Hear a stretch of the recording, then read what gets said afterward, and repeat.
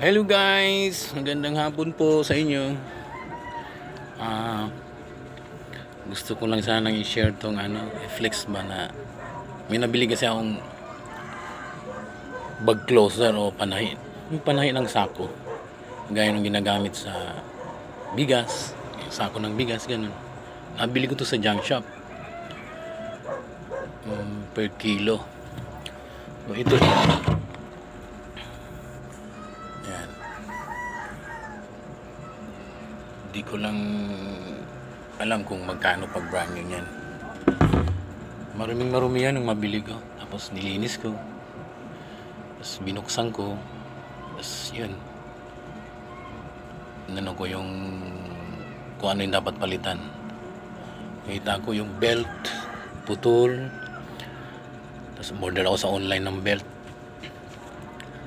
Yan, mura lang yung belt, 153. Kaya lang ang tagal bago i-deliver, inaabot yata ng 1 linggo. Pagkadating naman nun, hindi ko pa rin nagawa kasi busy. Hinayaan ko lang muna.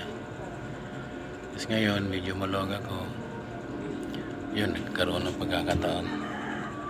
Mga sira nito yung service cord niya, micro switch. Pero yung micro switch meron ako mga stock niyan, mga galing din sa sira na microwave oven. Tapos yung service cord niya bali kasukat niya yung yung sa mga madalas to sa sa tawag nito rice cooker. So yun, okay, subukan natin ayusin kung gagana ito. Sige po, re-ready ko lang yung mga tools.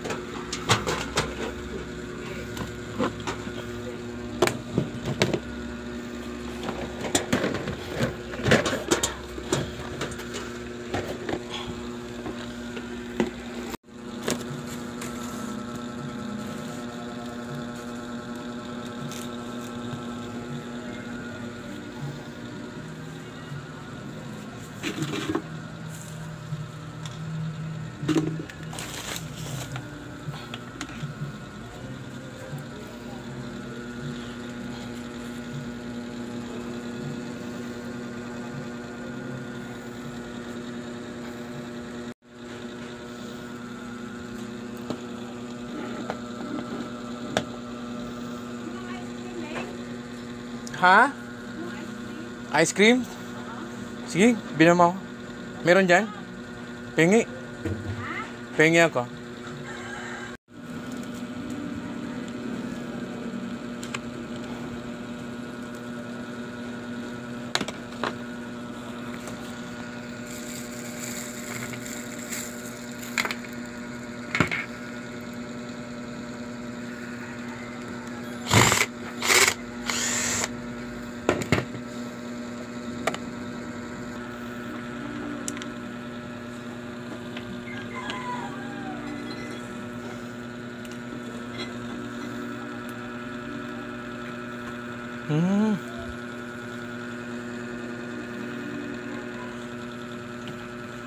Putol ang belt.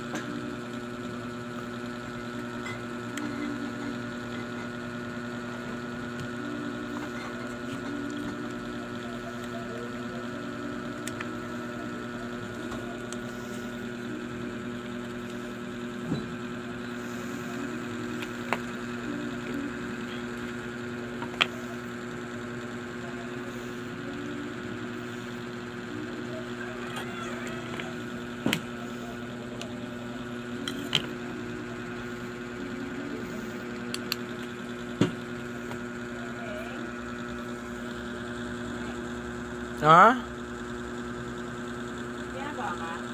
Meron. Bakit? Ikaw, masakit pa yung ano ko eh. Pagkaano na lang. Baka pwedeng bukas o kaya linggo. Ha?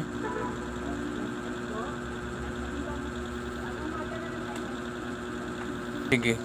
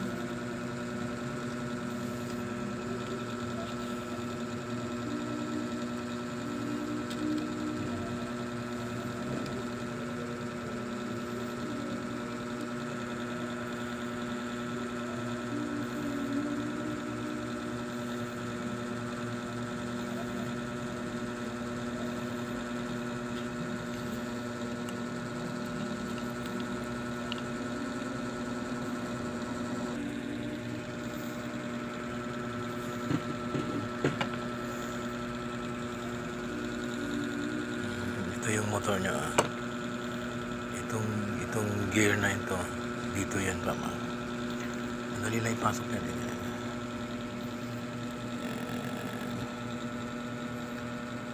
Okay. Sabay hatapin mo lang yan pa ma.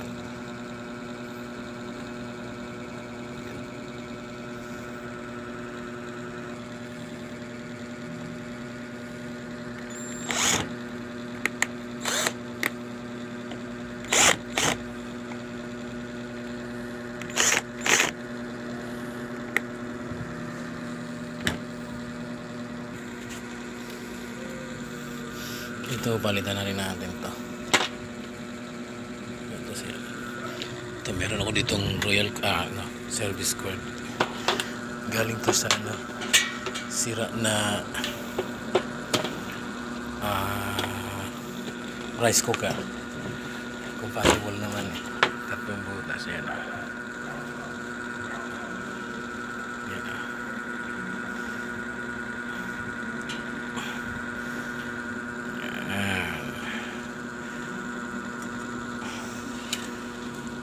Pwede natin testing kung aandar. Sorry, mayroon pang sila dito. Pinalitan ko yung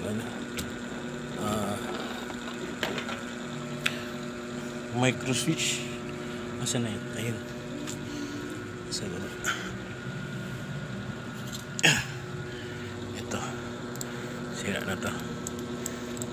Pinalitan ko ito, yan dito. Yan, lakas ito wala nang tunog halos. Ito intact na intact. Ganyan. So ito lang pinalitan natin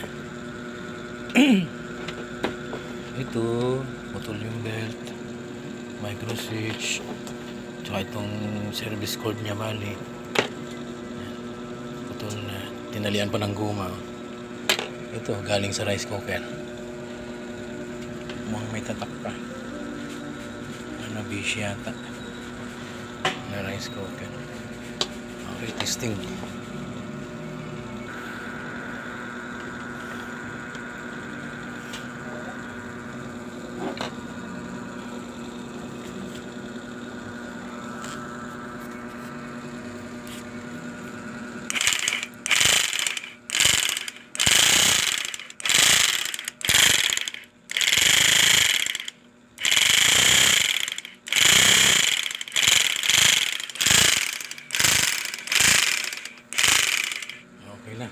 So ngayon, susunod lalagyan natin siya ng sinulid.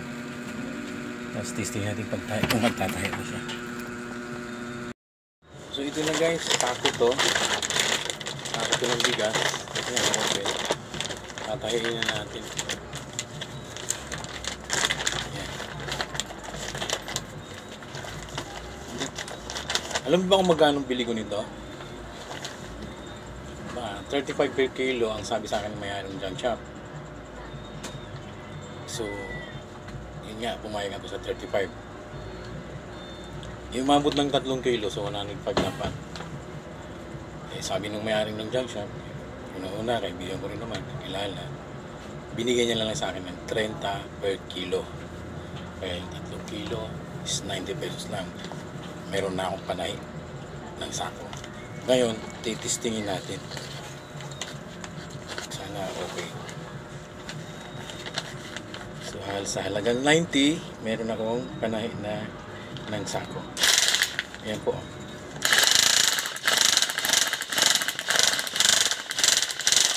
Ayan po. Ayan. Ito yung cutter niya. Ito yung pinaka-cutter niya sa gilid. Itong tagiliran na ito, igaganon mo lang yan dyan, tapos paandarin mo po. Ayan. Ito. So, ayan na po. Natayin na po ang sako natin. Ayan na po.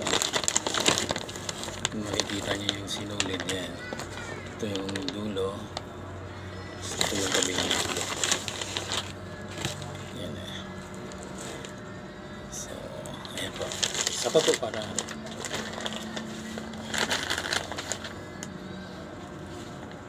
ay sorry po, wala na pala akong sinulit. Alas na pala yun. Umabot pa dito. Konti lang kasi yung sinulit ko kasi pang-testing nga lang. So, sana ito hindi ko ito ibibenta. Sasama ko to sa mga collections. So, mga galing junk shop. Kasi marami na rin akong mga tools, appliances na mga galing junk shop lahat. Hanggang ngayon ginagamit pa namin. So, yun po. Sana gusto niyo po yung video. Maraming salamat po sa inyo. Oras pala natin, alas 3 na ng hapon. Sige po, bye-bye po. Thank you.